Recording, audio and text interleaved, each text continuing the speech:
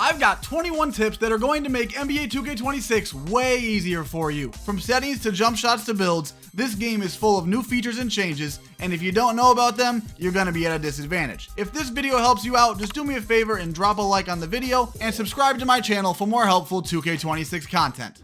Alright, first things first, let's jump into the controller settings. You're gonna want shot timing, layup timing, and free throw timing all turned on. You wanna be in control of whether you make or miss a shot, layup, or a free throw, so that's why we want those on. For the shot timing visual cue, I have it on release. Most players have it on either push or release. It's just personal preference. Just read the descriptions and figure out which one you think will be most comfortable for the way you want to release your jump shot. Shot meter input type, you want this set to all. Pro stick function, you want this set to default so you can take full advantage of your right stick. Pro stick orientation, make sure this is on absolute. This is going to help a lot with your dribbling. This is a big one. Passive dribble hand switches. Make sure this is disabled. If it's enabled without you telling your player, it will start to switch hands back and forth while dribbling. We do not want this enabled. Go down here to auto lobs moving receiver. We want this disabled. This will help you avoid throwing those lollipop type weak passes. I play with who to guard off. Some people prefer to play with it on. It's really just personal preference. I think it's easier to play defense with it off, while others think it's easier to play defense with it on. And lastly, make sure your vibration is off. This is going to make it easier to dribble. Next, we're going to come up here to customize HUD. We're going to click shot meter shots, and we're going to turn our shot meter off. This is going to give us a boost. And to be honest with you, a lot of people think it's harder to time your jump shot with your meter on, and I completely agree. I think the meter is really hard to use. It's way easier to have it off, and you get a boost. As for the layups and free throws, it really is just personal preference. You do get a boost with your layup meter off, but I personally prefer to have it on. I feel like it's easier to time your layups like that.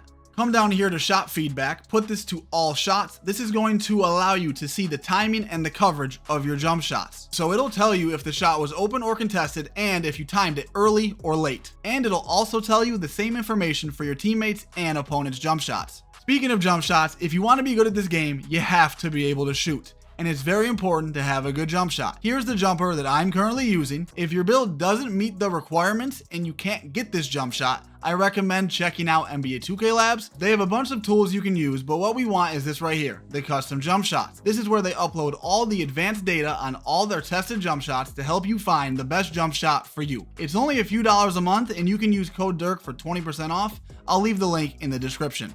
Continuing with shooting, you're going to want to get your lethal zones. These give you a better chance to make your shots within the zones. To get your lethal zones, you head over here to the Art of Shooting, walk in, talk to lethal shooter. Quick side note, you need to have a hot zone in the zone that you want before you can turn it into a lethal zone. You get hot zones by shooting good in those specific spots in other game modes. Anyways, once you talk to him, you're going to select the 3 zones for 3 weeks. This is going to allow you to have 3 lethal zones on the court. Now, it says hard, but if you put it on rookie, it's not hard. And if you do lose to him on a zone, it's okay because you can just close app. But make sure you close app before the challenge ends or it'll save and you'll have to wait 3 weeks to try it again. Alright, next we're going to go right over here to the Gatorade facility. Make sure you do your weekly Gatorade drills. This is how you get to 99 stamina. Each drill gives you +2 stamina. You start at an 85. You can only do 4 drills a week. If you get 3 or more stars on each drill, you'll unlock an extra blue bar of stamina, which is very important. Bonus tip, you really don't want to mess up your first session of drills. So what I recommend doing is making your player, don't upgrade him yet, keep him at a 60 overall.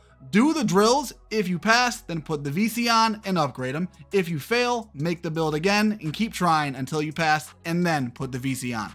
This year, 2K added a new feature called Crew. It's important you get in a crew because you can get really good rewards, like VC bonuses and rep bonuses when you play with your other crew members. But more importantly, you get 4 cap breakers and 2 max badge +1s. If you don't know what cap breakers are, it essentially allows you to upgrade your build. And depending on your build and the attribute that you choose, it could be a small boost like +1 or a big boost like +10. And if these are utilized correctly, you can make super overpowered builds. Now, as far as the max badges I was talking about, so first off, every player has badges. You want to upgrade these to unlock the full potential of your player. Once these are upgraded, you can then apply your max badges. For example, I have set shot on Hall of Fame, but when I apply the max +1, it's now on Legend. And this year they added max +2s, so look at this. I have Shifty Shooter on Gold, and when I apply the max +2, I now have it on Legend. So where do you unlock all of these? You get these +1s and +2s from the season rewards, you get these 2 from your crew, and these 2 from your build specialization. Build specialization is another new feature that they added this year. You can choose finishing, shooting, playmaking, defense, or rebounding, and within each one, as you progress, you unlock 2 more cap breakers within that category along with those 2 other max badges that I was talking about.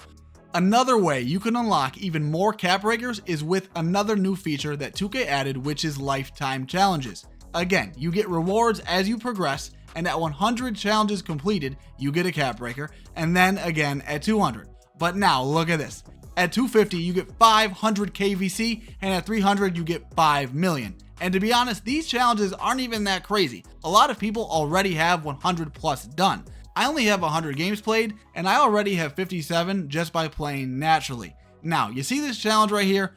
Travel 26.2 miles by foot or vehicle? Well, here's a tip that a lot of people don't know about vehicles. To get in or on your vehicles, you have to hold LB or L1, then select with the right stick. Well, a faster way to do this is by just tapping LB or L1 and it will instantly pull up the last vehicle that you selected. And if you want to complete that challenge, you can literally just drive around the city in the go-kart. So now let's take our go-kart to the My Court so I can show you how to meter dunk / contact dunk, which is very effective this year, and show you how to throw self-lobs and alley-oops. To meter dunk / contact dunk this year is very easy. When you're attacking the basket, continue holding the right trigger and pull down on your right stick. Release the stick to stop the meter within the green window. If you don't get it in the green window, you'll miss the dunk. The higher your dunk rating and posterizer badge, the easier it'll be to time. To throw alley-oops, I don't have a teammate here to show you, but it's just by double tapping Y or triangle. That's literally it. And then to throw a self-lob, hold the right trigger and press X and Y at the same time if you're on Xbox, or square and triangle if you're on PlayStation.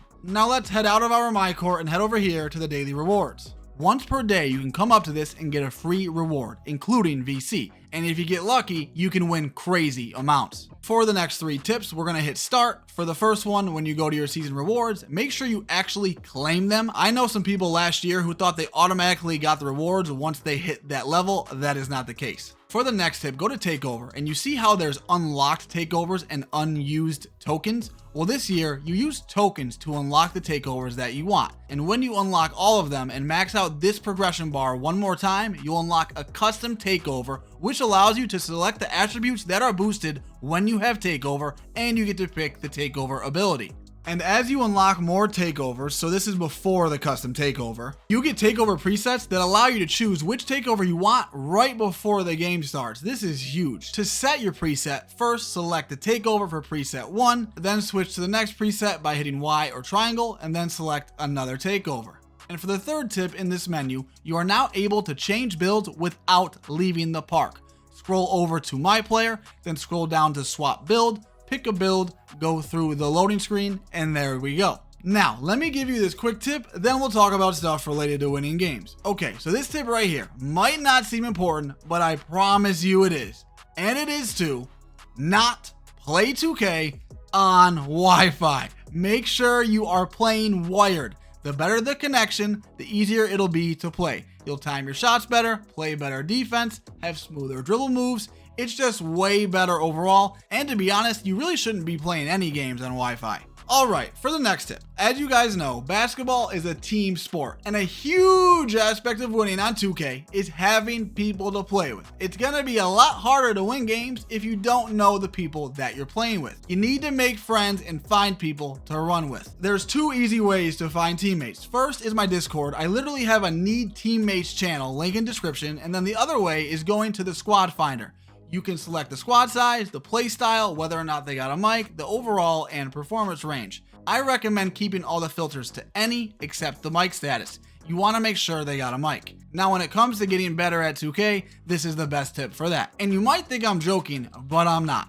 The tip is to watch tutorials and watch good people play live. Learn from them, study them, see what they do in certain situations, and so on. A lot of people would say I'm an elite player, and even I watch YouTube videos and watch good players play. I learn from them, I study them, I see what moves they do in certain situations, and so on. If I see something they're doing that I like, I'll implement it into my game.